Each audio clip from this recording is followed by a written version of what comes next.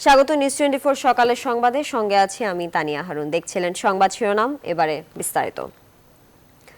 আমলাতন্ত্র এবং বিচারিক কাজের অভিজ্ঞ একজনের নেতৃত্বেই গঠিত হতে পারে নতুন নির্বাচন কমিশন। সাবেক একজন নির্বাচন কমিশনার বলছেন, সব পক্ষকে নিয়ে কাজ করতে পারবে এমন লোকদেরই বিবেচনা করা উচিত। সার্চ কমিটিতে বিভিন্ন জনের নাম প্রস্তাব করা ডাক্তার জাফরুল্লাহর মতে, ইসিতে এমন কিছু মুখ আসতে পারে যাদের মেনে নেওয়া ছাড়া বিএনপির উপায় থাকবে না। জয়দেব দাসের প্রতিবেদন। সিইসি ও ইসি নিয়োগে গঠিত সার্চ কমিটির দিকেই এখন সবার নজর। কাদের খুঁজছেন তারা? ৩ শতাধিক নাম থেকে 10 জন যোগ্য মানুষ কিসের ভিত্তিতে নির্ধারণ করবেন, এমন হাজারো প্রশ্ন জনমনে। বিশ্লেষকরা বলছেন, কাজটি কঠিন হলেও বিশিষ্টজনদের সাথে বৈঠক করে কিছু সুপারিশ নিয়ে শুরুটা ভালোই করেছে সার্চ কমিটি। সার্চ কমিটি এবার অনেকটা উন্মুক্ত খোলা মনের ছিলেন বলে মনে হয়, যদিও আমি এই সার্চ কমিটির বিরুদ্ধে বলেছি আগে। আইন হয়েছে, এটাকে সবাই স্বাগত জানানো, সবাই তাকে সহযোগিতা করে, সবাই এটা গ্রহণ করা উচিত। সিইসি পদে বিচারিক ও সাচিবিক কাজে অভিজ্ঞ একজন আমলা, সাবেক 2 সেনাপ্রধান এবং অবসরে যাওয়া একজন পুলিশ প্রধানের কথা জোরেশোরে আলোচিত হচ্ছে। সার্চ কমিটিও ইতিমধ্যে তালিকা সংক্ষিপ্ত করেছে। এই সাবেক নির্বাচন কমিশনার মনে করেন, সব পক্ষকে নিয়ে কাজ করতে পারবেন এমন মানুষদেরই দায়িত্ব দেওয়া উচিত। প্রশাসনিক দক্ষতারও দরকার, আর এটা যেহেতু কোয়াসি জুডিশিয়াল একটা কাজ, সেহেতু বিচারকের আধিক্য থাকলেও খারাপ হয় না। সব মিলিয়ে একটা সুন্দর নির্বাচন কমিশন গঠন করা যেতে পারে। তবে সবচেয়ে বড় কথা হলো, নির্বাচন কমিশন গঠন করলে হবে না, স্টেক হোল্ডার যারা আছে তাদের প্রত্যেকে নির্বাচন কমিশনকে সমর্থন না করলে যত দক্ষতাই দেখাক, নির্বাচনটা উঠিয়ে আনা কঠিন হবে। এদিকে নাগরিক সমাজের প্রতিনিধি হিসেবে সার্চ কমিটির বৈঠকে অংশ নেয়া ডাক্তার জাফরুল্লাহ চৌধুরী মনে করেন, সার্চ কমিটি গ্রহণযোগ্য মানুষগুলোর নাম প্রস্তাব করলে বিএনপিরও আপত্তির কিছু থাকবে না। আমার মনে হয় কি, যদি আমার এখান থেকে হয়, তাদের মেনে না নিয়ে উপায় থাকবে না। কেননা আমি প্রত্যেক থেকে নিরপেক্ষভাবে চিন্তা করেছি তাদের কীরকম মেরুদণ্ডে জোর আছে কিনা, তারা সাহসের সাথে এটা পরিচালনা করবে কিনা, এবং তাদের জ্ঞান। যেমন কি ধরেন, আমার একটা নাম হলো কাজী হাবিবুল আওয়াল, উনি একসময় প্রতিরক্ষা সচিব ছিলেন। রাষ্ট্রপতির কাছে প্রস্তাব করা 10 জনের নাম প্রকাশের দাবিও জানান তিনি। কমিশনটা যদি আমার মাননীয় প্রধানমন্ত্রী তার চিরকুট অনুযায়ী না হয়, তাহলে এটা বিএনপির উচিত হবে যে এটাকে মেনে নেওয়া। জয়দেব দাস, নিউজ 24, ঢাকা। শুধু নাম প্রকাশ করলেই হবে না, যারা নাম দিয়েছেন তাদের তথ্য প্রকাশের মাধ্যমে ইসি গঠন প্রক্রিয়ার স্বচ্ছতা নিশ্চিতের আহ্বান জানিয়েছে সুশাসনের জন্য নাগরিক সুজন। বৃহস্পতিবার অনলাইন সংবাদ সম্মেলনে তিনি এই আহ্বান জানান। নির্বাচন কমিশন গঠনে স্বচ্ছতা না থাকলে নির্বাচন নিয়ে প্রশ্ন থেকেই যাবে বলে মন্তব্য করেন বক্তারা। প্রকাশ না করে তাহলে আমরা বারবার বলেছি যে আগের 2টা রকিব কমিশন, হুদা কমিশন, আমাদের ধারণা ছিল না, তারা 1-2 বছর কাজ করার পরে আমরা বুঝেছি যে তারা অযোগ্য বা পক্ষপাত দুষ্ট।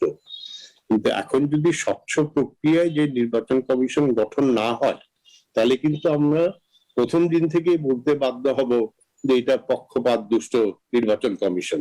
অর্ধেক স্বচ্ছতা কোনো স্বচ্ছতা নয়, পরিপূর্ণ স্বচ্ছতা হইতে হবে। স্বচ্ছতা মানে কোনো কিছু ওই যে গোপন রাখা নয়, কোনো কিছু সবকিছু প্রকাশ করা। তো এই কাদের নাম প্রকাশিত হয়েছে, যেটা যেমন গুরুত্বপূর্ণ, কারা প্রকাশ করেছে সেটাও গুরুত্বপূর্ণ। 60 বছরের বেশি বয়সী নাগরিকদের জন্য সার্বজনীন পেনশন ব্যবস্থা চালু করতে সংশ্লিষ্টদের নির্দেশ দিয়েছেন প্রধানমন্ত্রী শেখ হাসিনা। বৃহস্পতিবার সকালে গণভবনে সরকারের অর্থ বিভাগের এক অনুষ্ঠানে তিনি এই নির্দেশ দেন। প্রধানমন্ত্রী বলেন, আওয়ামী লীগের গত নির্বাচনে দেয়া ইশতেহার অনুযায়ী সরকারি বেসরকারি সব ধরনের অনানুষ্ঠানিক খাতের 60 বছরের বেশি বয়সী মানুষের জন্য একটি সার্বজনীন পেনশন ব্যবস্থা চালু করতে হবে। এজন্য একটি কর্তৃপক্ষ গঠনে অর্থমন্ত্রী সহ সংশ্লিষ্টদের নির্দেশ দেন প্রধানমন্ত্রী। সরকারি নির্দেশে দেশে আবারও গুম, খুন ও বিচার বহির্ভূত হত্যাকাণ্ড হচ্ছে বলে মন্তব্য করেছেন বিএনপির সিনিয়র যুগ্ম মহাসচিব রুহুল কবির রিজভী। যেভাবে গুম খুনের মাধ্যমে সন্ত্রাসের রাজত্ব কায়েম করা হচ্ছে, তার পরিণতি হবে ভয়াবহ। পরিবারের সদস্যরা চরম নিরাপত্তাহীনতায় ভুগছে। আওয়ামী লীগ ছাড়া এদেশে আর কারো কোনো নিরাপত্তা নেই। মহান শহীদ দিবস ও আন্তর্জাতিক মাতৃভাষা দিবস উপলক্ষে 20 ফেব্রুয়ারি আলোচনা সভা।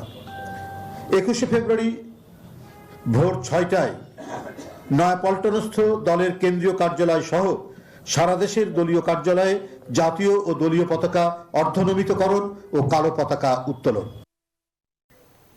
তথ্য ও সম্প্রচার মন্ত্রী ডক্টর হাসান মাহমুদ বলেছেন যে এই নির্বাচন কমিশন গঠন করার উদ্যোগ নেওয়া হয়েছে, আশেপাশের কোনো দেশে এভাবে অংশগ্রহণমূলকভাবে উদ্যোগ নেওয়া হয়নি। দুপুরে নওগাঁ জেলা স্কুল মাঠে পৌর আওয়ামী লীগের ত্রিবার্ষিক সম্মেলনে এসব কথা বলেন তথ্যমন্ত্রী। নির্বাচন কমিশন বাংলাদেশে যেভাবে গঠন করার উদ্যোগ গ্রহণ করা হয়েছে সেটি আশেপাশের কোনো দেশে এইভাবে অংশগ্রহণমূলক পদ্ধতির মাধ্যমে এই উদ্যোগ দেওয়া হয় না। যেখানে ৩০০-র বেশি মানুষ নাম জমা দিয়েছে সেখানে বিএনপি ঘরে বসে থাকলেও কিছু আসে যায় না। ২২ ফেব্রুয়ারি থেকে খুলছে সব স্কুল কলেজ বলে জানিয়েছেন শিক্ষামন্ত্রী। সকালে সচিবালয়ে সংবাদ সম্মেলনে শিক্ষামন্ত্রী বলেন, যারা শুধুমাত্র 2 ডোজ টিকা নিয়েছেন তারাই ক্লাসে আসবেন, যারা নেননি তারা ভার্চুয়ালি ক্লাস করবেন। এদিকে প্রাথমিক বিদ্যালয়ের শিক্ষা কার্যক্রম শুরু করার বিষয়ে করোনা সংক্রান্ত জাতীয় কারিগরি পরামর্শ কমিটির সভাপতি জানিয়েছেন, 22 তারিখে না খুললেও খুব সহসাই প্রাথমিক বিদ্যালয়ও খুলে দেওয়ার পরিস্থিতি হবে।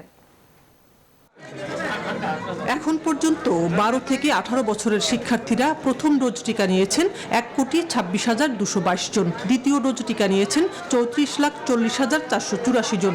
যারা এক ডোজ টিকাও নেননি তাদের সংখ্যা 1.5 লাখ। এই পরিস্থিতিতে এখন শিক্ষা প্রতিষ্ঠান খুলে দেওয়ার সিদ্ধান্ত নিয়েছে সরকার।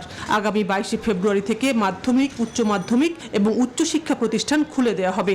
শিক্ষামন্ত্রী জানিয়েছেন, শুধুমাত্র যারা 2 ডোজ টিকা নিয়েছেন তারাই প্রথমে ক্লাস শুরু করবেন।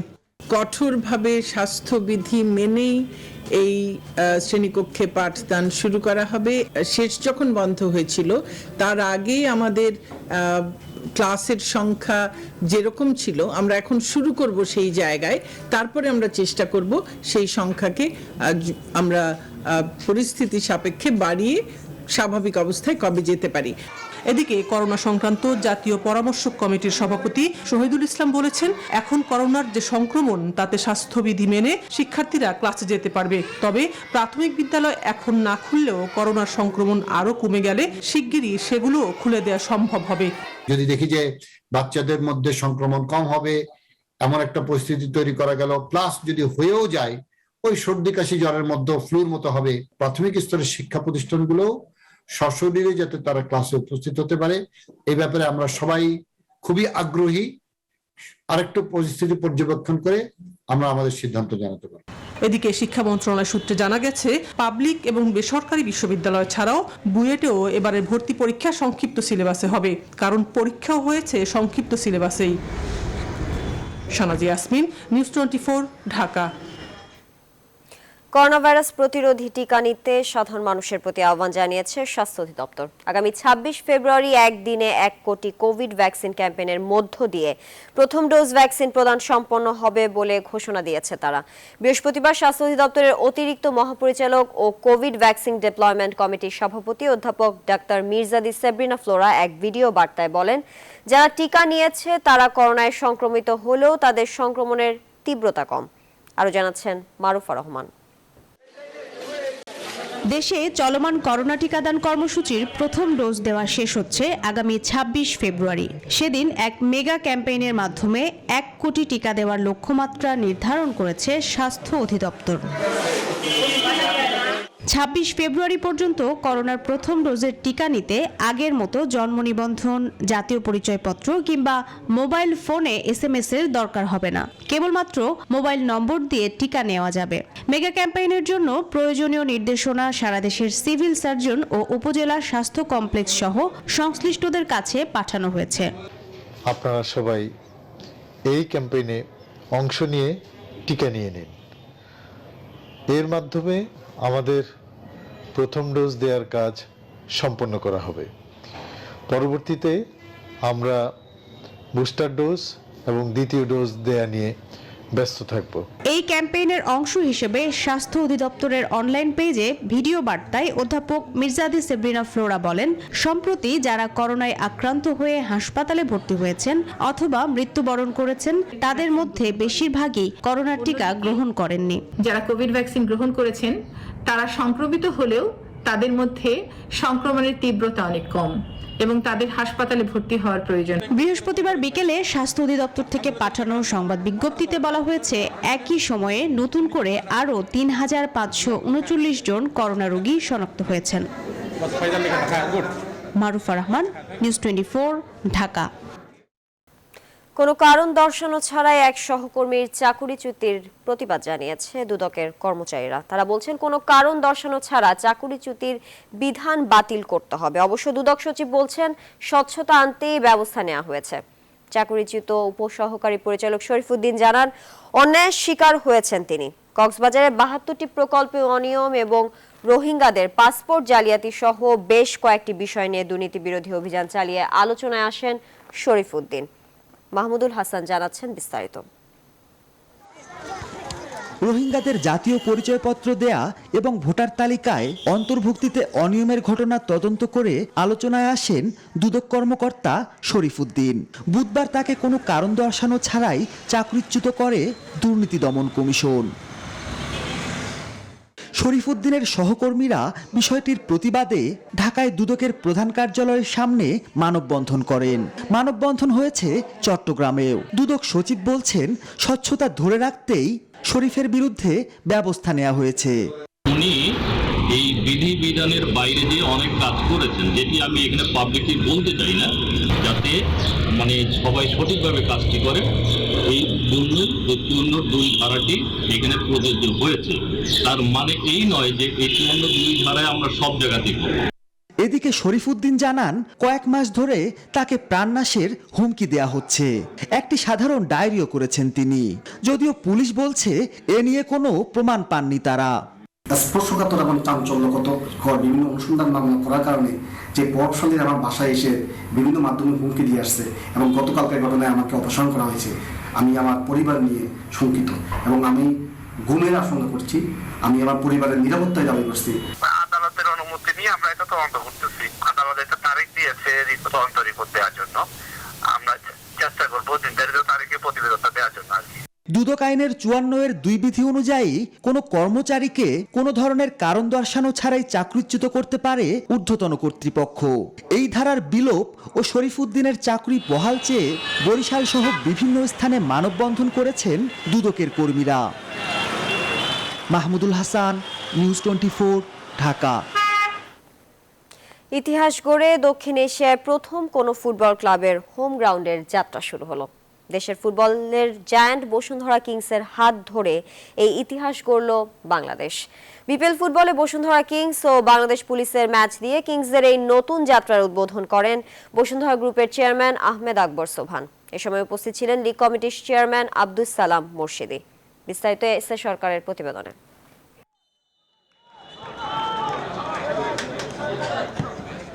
দেশের ক্রীড়াঙ্গনে সৃষ্টি হলো নতুন ইতিহাস।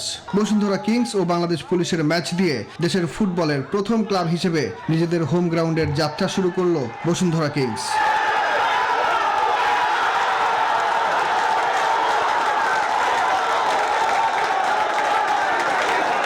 দেশে তো নেই, এমনকি দক্ষিণ এশিয়ার ফুটবল ক্লাবগুলোরও নেই নিজেদের হোম গ্রাউন্ড। বৃহস্পতিবার এই গ্রাউন্ড উদ্বোধন করেন বসুন্ধরা গ্রুপের চেয়ারম্যান। বসুন্ধরা কিংস ও বাংলাদেশ পুলিশের ম্যাচ শুরুর আগেই বসুন্ধরা কিংস অ্যারেনায় আসেন বসুন্ধরা গ্রুপের কর্ণধর। জেনেটিক্যালি বলা যায় আমার বাবা উনি অল ইন্ডিয়া সাঁতারে ফার্স্ট হয়েছিল। আমার বড় ভাই সাদেক ভাই সে পাকিস্তান হকি টিমে খেলছে ফুটবল ও আবাহনীর প্রথম ফার্স্ট ডিভিশনে ক্যাপ্টেন ছিল। আমিও অল্প স্বল্প বাংলাদেশ হকি টিমে খেলতাম। তো আমাদের জেনেটিক্যালি খেলার প্রতি একটা ন্যাক তো আছেই। বসুন্ধরা কিংস অ্যারেনার উদ্বোধন করে বসুন্ধরা গ্রুপের চেয়ারম্যান বলেন, শুধু ফুটবলই নয়, দেশের সব খেলাকেই বিশ্বমানে নিয়ে যেতে চায় বসুন্ধরা গ্রুপ। আমি শুধু ক্লাবদের ব্যাপারে কনসার্ন না, আই ওয়ান্ট এদেশে ফুটবলটা আবার জেগে উঠুক। যে আমি ওনাদের বলতেছিলাম, আমার বড় ভাইরাও বলতেছিলাম, আবাহনী ক্লাব আর মোহামেডানে যখন খেলা হয়তো সকাল 9টা বাজে আমিও লাইন ধরে টিকিট নিয়েছি। এই যে ওই ক্রেজটা আবার আসুক ফুটবলে, দ্যাট আই ওয়ান্ট। ওনার সাথে বললাম আপনি inter school football, inter university football এগুলি এগিয়ে নিয়ে যান। ফুটবল আগেতে এখনও অনেক সময় লাগবে। আমরা যে স্ট্যান্ডার্ডে আছি ওইখান থেকে ধরেন মেয়েদের একটা বিশাল ফিউচার আছে, ওদের হয়তো 5-10 বছরে ওয়ার্ল্ড ক্লাসে নিয়ে যাওয়া যাবে, কিন্তু ফুটবলের জন্য গ্রাউন্ড লেভেল স্কুল লেভেল থেকে যদি আমরা ট্রেন না করি এখনকার যে অবস্থা খুব ভালো অবস্থানে যাওয়া সম্ভব হবে না। তিনি আরো জানান বসুন্ধরা কিংসের সাথে কাজ করতে চায় লা লিগা ও ইংলিশ লিগের বেশ কয়েকটি ক্লাবও। তারাই অফার দিয়েছে, কিন্তু আমরা এখনো স্টেডিয়াম কমপ্লিট হয়নি, এই জন্য আমাদের যে এই একাডেমি ভবনটা এটা এখনো শেষ হয়নি। এটা শেষ হলে শুধু ওরা না, ম্যানচেস্টার ইউনাইটেড, রিয়াল মাদ্রিদ, আরও বিশ্বের বড় বড় ক্লাবগুলি they want to give franchise and they want to give train our people, our children, others. আজকের পত্রিকা যেটা দেখলাম এমন কোনো পত্রিকা নেই যারা এটা প্রশংসা করেনি। এটা ডেফিনেটলি আমাকে অনেক আগে যাওয়ার জন্য অনুপ্রাণিত করবে। এটার জন্য আমি সবার কাছে কৃতজ্ঞ। কিংস অ্যারেনার উদ্বোধনী দিনে ফুটবল ফেডারেশনের সিনিয়র ভাইস প্রেসিডেন্ট সালাম মুর্শিদি বলেন, দেশের ফুটবল উন্নয়নে কাঁধে কাঁধ রেখে কাজ করবে বাফুফেও। আমি বিশ্বাস করি আজকে যে তাদের নিজের স্টেডিয়াম উদ্বোধন হলো এবং তাদের ম্যাচ শুরু হলো বসুন্ধরা পুলিশের মাধ্যমে, অন্যান্য যে ক্লাব তারা অনুপ্রাণিত হবে। আমার ভালো লাগছে, I am very happy to. Bashundhara kings অ্যারেনায় আয়োজিত বিপিএল এর ম্যাচে বাংলাদেশ পুলিশকে 3-0 গোলে হারিয়ে পয়েন্ট টেবিলের শীর্ষে উঠে গেছে Bashundhara Kings. S A Sarkar, news 24, Dhaka. এবারে অমর 21 উপলক্ষে আমাদের বিশেষ আয়োজন ভাষার মাস আষাঢ় মাস।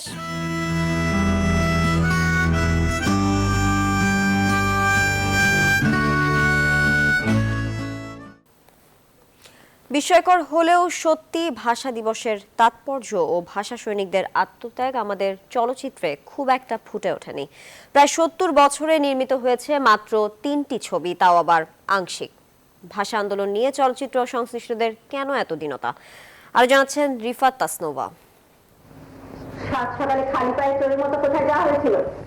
আজকে 21শে ফেব্রুয়ারি, তো তাই প্রভাত ফেরিতে গিয়েছিলাম। 21শে ফেব্রুয়ারি? সেটা আবার কি? 21শে ফেব্রুয়ারি কি তুই জানিস না? বুঝি জানার আমার প্রয়োজন নেই। দৃশ্যটি জহির রায়হানের কালজয়ী সিনেমা জীবন থেকে নেয়ার। 21শে চেতনায় বাঙালির স্বাধিকার আন্দোলন নিয়ে এটি প্রথম চলচ্চিত্র।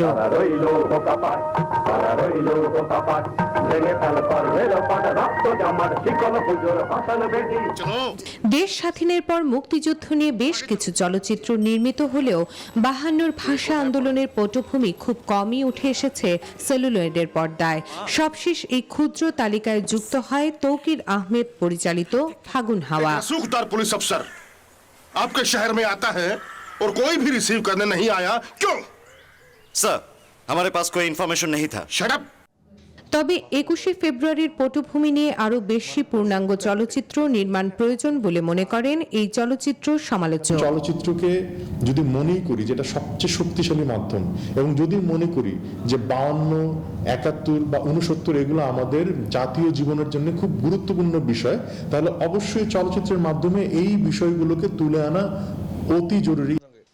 ইতিহাস নির্ভর চলচ্চিত্র নির্মাণে আগ্রহী তরুণ প্রজন্মের নির্মাতারাও। দেশের মধ্যে যে জেনারেশন যে কথা বলছে, আমরা প্রজন্মের কথা বলছি, সেই প্রজন্ম আসলে আমার এই সিনেমাটা দেখার জন্য উজ্জীবিত হবে কিনা এবং তার জন্য আমার কি কি করা দরকার, এই রকমের বিষয়বস্তু নিয়ে যদি আমরা ভাষাকে কেন্দ্র করে একটা সিনেমা বানাতে পারি অথবা বানাতে চাই, তাহলে অবশ্যই সেই সিনেমাটার স্বপ্ন আমি দেখি। চলচ্চিত্র বলে জীবনের কথা, এর ক্যানভাসে তুলে ধরা গল্পে দর্শক হারিয়ে যায়। তাই ঐতিহাসিক গল্পকে হালকাভাবে দেখার সুযোগ নেই বলে মনে করেন চলচ্চিত্র সংশ্লিষ্টরা। 52 ক্রিয়েট করা এবং ওই সময়ের পটভূমিতে এটা একটা বিশাল ক্যানভাস, এবং এই ক্যানভাস ঠিকঠাক মতো সিনেমা ফুটিয়ে তোলার জন্য, সিনেমা করার জন্য সরকারি পৃষ্ঠপোষকতা খুবই প্রয়োজন। ইতিহাস নির্ভর চলচ্চিত্র নির্মাণে আরো বেশি সরকারি অনুদান প্রয়োজন বলেও মনে করেন পরিচালকরা। রিফাত তাসনোভা, নিউজ 24, ঢাকা। 5 দিন আটকে রেখে কিশোরীকে গণধর্ষণের অভিযোগে রাজধানীর চকবাজার এলাকা থেকে প্রধান অভিযুক্ত মনির হোসেন শুভকে আটক করেছে র্যাব। এর আগে বুধবার ভুক্তভোগী নারীকে ঢাকা বিশ্ববিদ্যালয় এলাকায় ফেলে গেলে সাধারণ মানুষ তাকে উদ্ধার করে ঢাকা মেডিকেলে পাঠায়। র্যাব জানায়, আসামি শুভর দাবি তাদের মধ্যে এক ধরনের সম্পর্ক ছিল। সংবাদ সম্মেলনে সংস্থাটি জানান, গণধর্ষণের ঘটনা ঘটেছে কিনা তা মেডিকেল রিপোর্ট পাওয়ার পর জানা যাবে। মামলা এখনও প্রক্রিয়াধীন। বিস্তারিত মাসুদ আল আবুনির প্রতিবেদনে। বুধবার ঢাকা বিশ্ববিদ্যালয় এলাকা থেকে উদ্ধার করা হয় এক কলেজ ছাত্রীকে। গুরুতর অবস্থায় ভর্তি করা হয় ঢাকা মেডিকেল কলেজ হাসপাতালের ওয়ান স্টপ ক্রাইসিস সেন্টারে। অভিযোগ ওঠে তাকে আটক রেখে যৌন নির্যাতন চালায় সংঘবদ্ধ একটি দল। এ ঘটনায় রাতে অভিযান চালায় র্যাপিড অ্যাকশন ব্যাটালিয়ন র্যাব। আটক করা হয় প্রধান অভিযুক্ত মনির হোসেন শুভকে। এ নিয়ে বাহিনীটি বৃহস্পতিবার সকালে ব্রিফ করে। র্যাব জানায় গেল 12 ফেব্রুয়ারি প্রাইভেট পড়তে যাওয়ার সময় তাকে জোর করে তুলে নিয়ে যাওয়ার অভিযোগ করেন ওই কলেজ ছাত্রী। তার বক্তব্য অনুযায়ী যে এই ধরনের কোনো তুলে নেওয়ার ঘটনা ঘটে নাই, সেটা স্বাভাবিকভাবেই তারা, যেহেতু আমি বলেছি যে 5-7 বার তাদের মধ্যে দেখা হয়েছে, তারা পূর্ব পরিচিত, তার বক্তব্য অনুযায়ী যে তাকে এইভাবে তুলে নেওয়ার বিষয়টি সে এড়িয়ে গিয়েছে, যে এইভাবে তারা তুলে নিয়েছে এটা সে প্রাথমিকভাবে আমাদেরকে বলেনি। প্রধান অভিযুক্তের দাবি তাদের মধ্যে আগে থেকেই পরিচয় ছিল, বেশ কয়েকবার দেখাও হয়েছে বলে জানায় র্যাব। গণধর্ষণের বিষয়টি কিছুটা এড়িয়ে গেলেও সে আমাদেরকে বলেছে এই 12 থেকে 16 তারিখের ভিতরে সে তার সাথে দেখা করেছে এবং তার সাথে সে ছিল, এরকম একটি কথা সে আমাদেরকে বলেছে। ভিকটিম যে নারী, তার মেডিকেল যে ফর্মালিটিস সেটি প্রক্রিয়াধীন। মেডিকেল ফর্মালিটিসের মাধ্যমে অ্যাকচুয়ালি বোঝা যাবে। তবে প্রকৃত ঘটনা জানতে আরো সময় লাগবে বলেও জানায় সংস্থাটি। মাসুদা লাবনী, নিউজ 24, ঢাকা। প্রতি শীতে মেহেরপুরে স্থানীয় জাতের সুখসাগর পেঁয়াজ চাষ করে কৃষকদের ভাগ্য পরিবর্তন হলেও এবার সেই পেঁয়াজ কৃষকের হাসি কেড়ে নিয়েছে। উৎপাদন ও দাম কম হওয়ায় এই জাতের পেঁয়াজ উৎপাদন করে এবার লোকসানের মুখে চাষিরা। কৃষি বিভাগ বলছে পেঁয়াজ সংরক্ষণ করে সংকট সময়ে বিক্রি করলে চাষি ক্ষতি পুষিয়ে নিতে পারবে। মেহেরপুর প্রতিনিধির তথ্যচিত্রে ডেস্ক রিপোর্ট। সীমান্ত জেলা মেহেরপুরের বিস্তীর্ণ মাঠে এখন শুধুই পেঁয়াজের চাষ। উচ্চ ফলনশীল স্থানীয় সুখসাগর জাতের পেঁয়াজ চাষ করে এর আগে ভালো লাভ হওয়ায় এবারও এই পেঁয়াজের চাষ করেছে চাষিরা। তবে তীব্র শীত ও ঘন কুয়াশার কারণে এবার সুখসাগর পেঁয়াজের উৎপাদনেও নেমেছে ধস। তেমনি বাজারে পেঁয়াজের দাম কম থাকায় লোকসান আতঙ্কে চাষিরা। কৃষকরা বলছেন ভরা মৌসুমে পেঁয়াজ আমদানি বন্ধ না হলে পুঁজি হারাবেন তারা। এবছর আমার 8 থেকে 9 বিঘা পেঁয়াজ করেছি, তো যদি সরকার এলসিটা বন্ধ করে আমার মনে করছি যে লাভ হতে পারে। আর পেঁয়াজও একটু লাভজনক হয়, কলাতেও লাভ হয়, দুটো ফসল একসাথে করি। পেঁয়াজের দামটা কিভাবে সঠিকভাবে রাখা যায় যাতে চাষিরা লাভবান হয়, আর যদি লাভবান না হয় তাহলে কিন্তু কৃষকদের এই চাষটা তুলে দিতে হবে একসময়। সারা দেশে এ জাতের পেঁয়াজের চাষ ছড়িয়ে দেওয়ার জন্য কাজ করছে কৃষি বিভাগ। কৃষকদের লোকসানের কথা মাথায় রেখে কৃষি বিভাগ চাষিদের পেঁয়াজ সংরক্ষণের পরামর্শ দিচ্ছেন।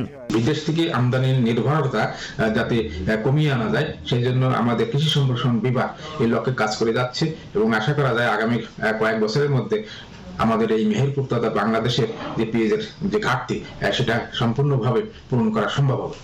জেলা কৃষি সম্প্রসারণ অধিদপ্তরের তথ্য অনুযায়ী এবার মেহেরপুরে 3050 হেক্টর জমির মধ্যে 2220 হেক্টর জমিতে পেঁয়াজ চাষ হয়েছে। গত বছর 2055 হেক্টর জমিতে এ জাতের পেঁয়াজের আবাদ হয়েছিল। Desk report, news 24। ফরিদপুরে গেল কয়েক বছর ধরে রসুনের বাজার দর খারাপ থাকায় ন্যায্য মূল্য থেকে বঞ্চিত হচ্ছেন কৃষকরা। এই কারণে এবছর লক্ষ্যমাত্রার চেয়ে 523 হেক্টর কম জমিতে রসুনের আবাদ করেছেন তারা। বর্তমানে 1 মণ রসুন বাজারে বিক্রি হচ্ছে মাত্র 400 থেকে 500 টাকায়। এই অবস্থায় লাভ তো দূরের কথা, উৎপাদন খরচ তোলা নিয়েই দুশ্চিন্তায় দিন কাটাচ্ছেন এই অঞ্চলের কৃষকরা। খায়রুজ্জামান সোহাগের তথ্যচিত্রে ডেস্ক রিপোর্ট। ফরিদপুরে গেল বছর ধরেই রসুন চাষ করে লোকসান গুনতে হচ্ছে কৃষকদের। এ কারণে এবছর লক্ষ্যমাত্রার চেয়ে কম জমিতে রসুন আবাদ করেছেন তারা। কৃষকরা জানান 1 বিঘা জমিতে রসুন আবাদ করতে উৎপাদন খরচ হয় 40 থেকে 50 হাজার টাকা, অথচ প্রথম রসুন বাজারে বিক্রি হচ্ছে মাত্র 400 থেকে 500 টাকায়। এ অবস্থায় লাভ তো দূরের কথা, উৎপাদন খরচ তোলা নিয়েই দুশ্চিন্তায় দিন কাটাচ্ছেন। আমরা 1 বিঘা রসুন লাগাইতে 50-60 হাজার টাকা খরচ হয়, আমরা 10-12 হাজার টাকা বিক্রি করতেছি। এইভাবে আমরা কিভাবে খেত করবো? এবার বললে তো আমাকে কৃষক বাঁচবে না, মারাই যাবে। 50,000 টাকা লোন নিয়ে আমি রসুন ক্ষেত করছি, এখন তো 20,000 টাকাও নামতেছে না।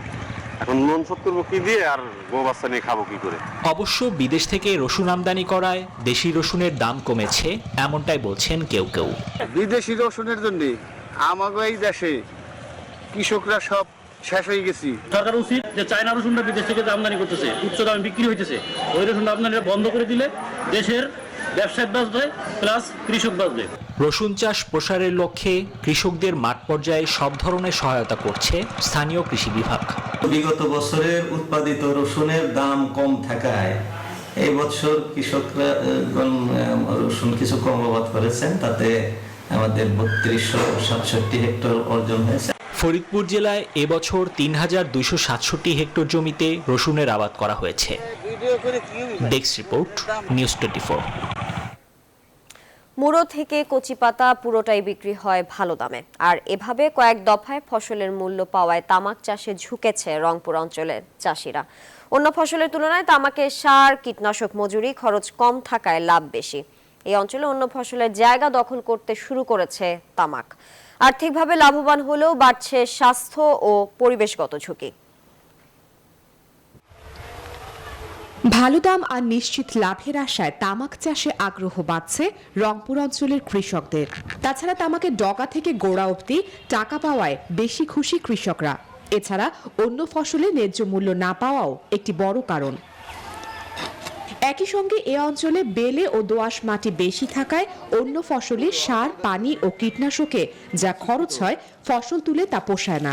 সে তুলনায় পানি ও সারে কম খরচ হওয়ায় তামাক চাষ এ অঞ্চলে বৃদ্ধি পেয়েছে। তামাক খরচ কম আছে কিন্তু খাটনি বেশি হলেও বেঁচে আমরা মজা পাই। পানি বীজ দেয়, কোম্পানি সব কিছুই বহন করে, তাকে এই তামাকটা তো আমার নাপ বেশি, এই কারণে তো আবারটা হয়। দনকড়া প্রায় 8 মন 9 মন করে তামাক আসে, মন করা 3000 টাকা করে আসে, অনেক আমার লাভবান হই। তবে সরকারি নীতিমালা অনুযায়ী তামাক চাষিদের নানাভাবে নিরুৎসাহিত করার কথা জানালেন এই কৃষি কর্মকর্তা। আমাদের এই মুহূর্তে পদক্ষেপ হচ্ছে তামাকের পরিবর্তে ভুট্টা চাষ করুন, তামাকের পরিবর্তে সূর্যমুখী চাষ করুন। এইভাবে ক্রপিং প্যাটার্নে তামাকের পরিবর্তে অন্য ফসল অ্যাডজাস্ট করার ব্যাপারে আমরা প্রচেষ্টা চালিয়ে যাচ্ছি, যার কারণেই প্রতি বছরই তামাকের আবাদ ক্রমাগত কমে যাচ্ছে। তামাক চাষে কোম্পানিগুলোর সহযোগিতা আর অধিক মুনাফা প্রদান করায় বাড়ছে তামাক চাষ, জানালেন বিপণন কর্মকর্তা। কস্ট অফ প্রোডাকশন নির্ণয় করে আমরা দর নির্ধারণ করে দিই যাতে আমাদের চাষিরা না ঠকে। তবে আমরা সবসময় বলি যে আমরা তামাক চাষে নিরুৎসাহিত করি, কিন্তু তারা যেহেতু উপযুক্ত মূল্য পাচ্ছে এই জন্য তারা কেউ এই চাষাবাদ থেকে ফেরত আসছে না। কৃষকদের প্রণোদনার মাধ্যমে উদ্বুদ্ধকরণ, তামাকের ভয়াবহতা জানান দেওয়া এবং অন্য ফসলের বাজার ব্যবস্থার সঠিক নিয়ন্ত্রণ এলেই তামাক চাষ থেকে ফিরবে এ অঞ্চলের মানুষ, এমন প্রত্যাশা কৃষিবিদদের। Desk report, news 24। চাহিদা বাড়লেও দেশে দিন দিন কমে আসছে গমের আবাদ। তার উপর দিনাজপুরের বিভিন্ন স্থানে কেটে ফেলা হচ্ছে জমির অপরিপক্ক সবুজ গম ক্ষেত। ঘাসের পরিবর্তে গবাদি পশুকে খাওয়ানো হচ্ছে এসব গম গাছ। দিনাজপুরে ব্যাপক হারে এই প্রবণতা শুরু হওয়ায় দেশে খাদ্য নিরাপত্তার উপর প্রভাব পড়ার আশঙ্কা করছেন সংশ্লিষ্টরা। দিনাজপুর প্রতিনিধি ফখরুল হাসান পলাশের তথ্যচিত্রে ডেস্ক রিপোর্ট। কৃষি নির্ভর দিনাজপুর জেলায় গমের চাষ অনেকটাই কমে এসেছে। জমিতে গমের ফসল এখন সবুজ। 1 মাস পরই পরিপক্ক গম কাটা মারাইয়ের কথা থাকলেও বিভিন্ন স্থানে এখন সবুজ গম আগেই কেটে ফেলা হচ্ছে। গুরুত্বপূর্ণ এই খাদ্যপণ্যটি মানুষের জন্য নয়, গবাদি পশুর খাবার হিসেবে বিক্রি হচ্ছে। গবাদি পশুর মালিকরা জানান, এ সময় ঘাসের সরবরাহ কমে যাওয়ায় তারা গমের কাঁচা গাছগুলো কিনছেন গরু ও ছাগলের খাবার হিসেবে। ঘাসের এখন তো দাম বেশি, ঘাসের আমদানি কম, এরকম নিচ্ছি। ভালো খায় গরু, আগে তো ছিল না। ভালো চাহিদা গরু ছাগলের জন্য মানুষ নিয়ে যায়। গম চাষিরা জানান, গম আবাদ করে কাটা মারাইয়ের পর বিক্রি করে যে টাকা তারা পান, তার চেয়ে কাঁচা গম গাছ কেটে গবাদি পশুর খাবার হিসেবে বিক্রি করেই বেশি লাভবান হচ্ছেন তারা।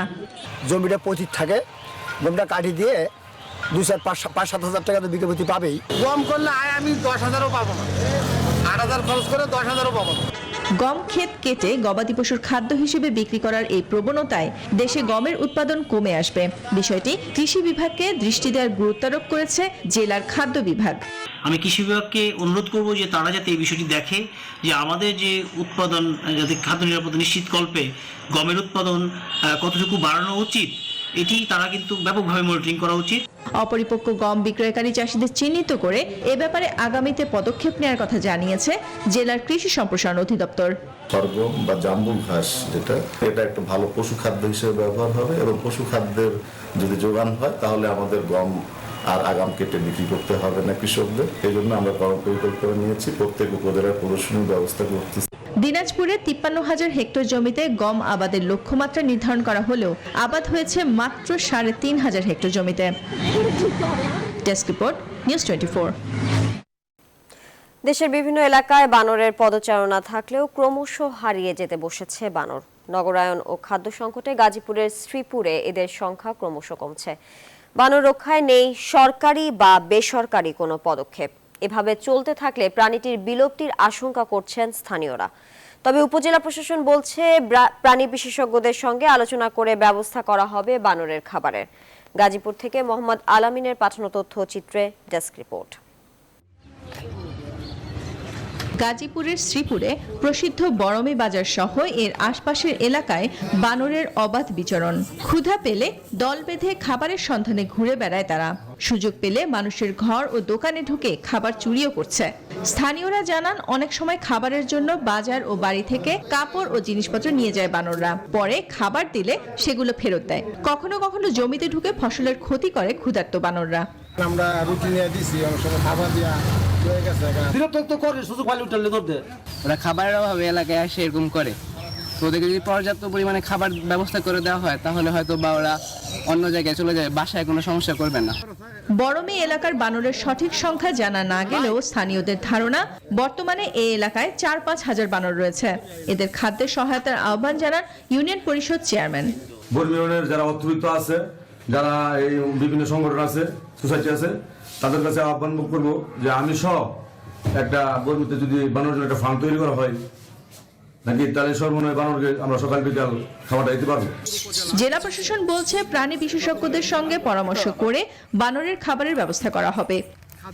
এটা আমি বন্যপ্রাণী বিশেষজ্ঞদের সাথে কথা বলবো। কথা বলার পরিপ্রেক্ষিতে তাদের যে প্রদত্ত সাজেশন সে অনুযায়ী আমরা বানরদের খাবারের ব্যবস্থা গ্রহণ করি।